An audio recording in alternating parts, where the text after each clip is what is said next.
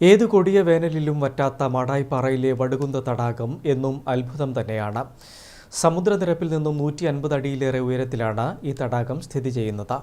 കടുത്ത വേനലിൽ നമ്മുടെ നാട്ടിലെ ജലാശയങ്ങളെല്ലാം വറ്റി വരളുകയാണ്.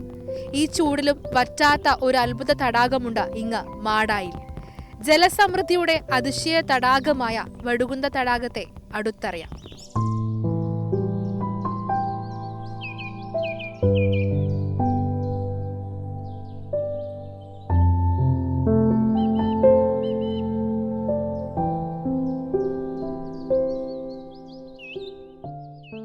ഭൂപ്രകൃതി കൊണ്ടും ചരിത്ര പ്രാധാന്യം കൊണ്ടും ശ്രദ്ധേയമായ മാടായിപ്പാറയിലെ ഒരു അത്ഭുതം തന്നെയാണ് ഈ വടുകുന്ത തടാകം.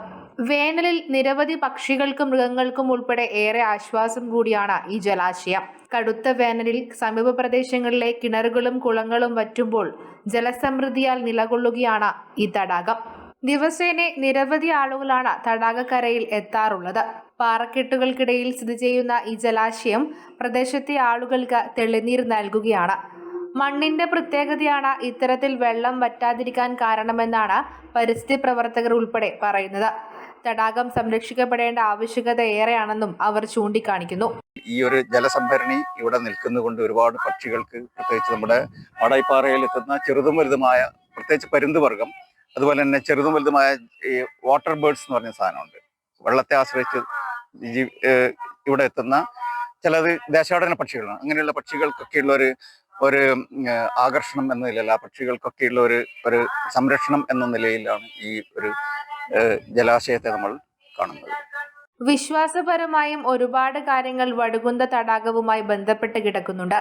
മാടായിക്കാവ് പൂരോത്സവത്തിന്റെ ഭാഗമായുള്ള പൂരംകുളി നടക്കുന്നത് ഈ തടാകത്തിലാണ്.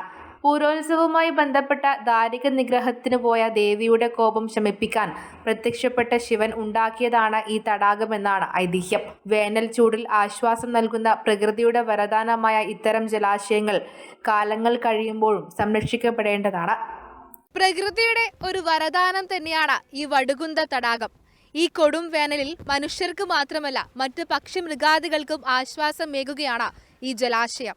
വടുകുന്ത തടാകക്കരയിൽ നിന്നും ക്യാമറമാൻ നികേഷ് താവത്തിനോടൊപ്പം ഷാരിമ രാജൻ, കണ്ണൂർ വിഷൻ.